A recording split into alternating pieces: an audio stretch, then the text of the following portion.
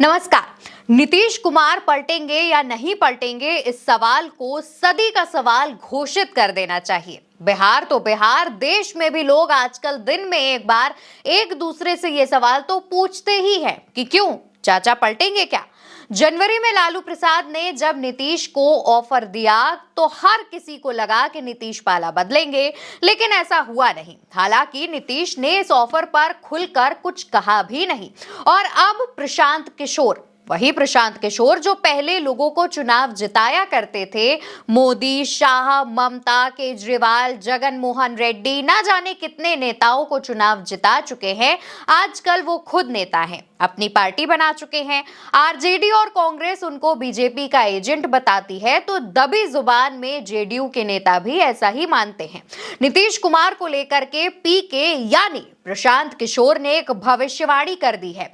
पीके का कहना है कि नीतीश कुमार इस इलेक्शन में बीजेपी के साथ ही रहेंगे, चुनाव लड़ेंगे, लेकिन रिजल्ट आने के बाद वो पाला बदल सकते हैं। प्रशांत ने क्या कहा, एक बार आपको तफसील से बताती हूं। जेडीयू के अध्यक्ष नीतीश कुमार बिहार विधानसभा चुनाव बीजेपी के साथ गठबंधन में लड़ेंगे और बाद में पाला बदल सकते हैं, ताकि मुख्यमंत्री के रूप में उन्हें एक और कार्यकाल मिल सके। नीतीश अब मुख्यमंत्री नहीं बनने वाले हैं, क्योंकि जनता उनकी पार्टी को इतनी कम सीटें देगी कि नीतीश के पलटी मारने का भी कोई फायदा नहीं होगा। दोस्तों, प्रशांत किशोर पश्चिम चंपारण जिले में थे और वहां उन्होंने ये दावा करके सियासत में नई हलचल पैदा कर दी है। प्रशांत किशोर के इस दावे ने बीजेपी को बेचैन जरूर किया होगा। आगे प्रशांत ने कहा कि नीतीश जी में इतना दम नहीं है कि अभी पलटी मार लें, वो चुनाव जीतने के बाद पलटी मारते हैं। नीतीश कुमार ने 2015 के अलावा अपने पूरे जीवन में भाजपा के बगैर चुनाव नहीं लड़ा है।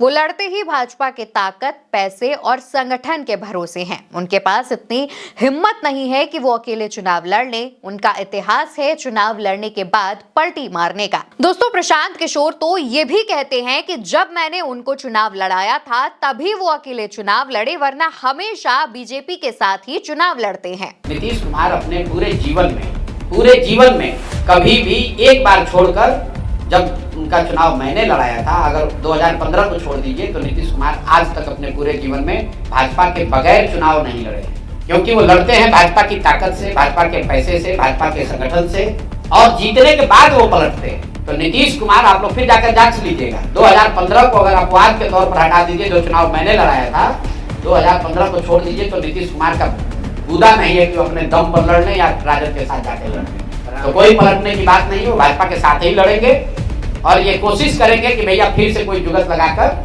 भाजपा वाले बनाए तो भाजपा वाले, और न बनाए तो उधर पलट के बना लें। लेकिन इस बार जनता भी तैयार बैठी है, उनको इतना कम सीट देगी कि वो किधर भी पलट ले, इस बार मुख्यमंत्री नहीं बनने वाले हैं। और इस बात को आप रिकॉर्ड पर हमारी ओर से ले लीजिए, बिहार में नवंबर में कोई मुख्यमंत्री बन जाए, नीतीश कुमार मुख्यमंत्री नहीं बनेंगे।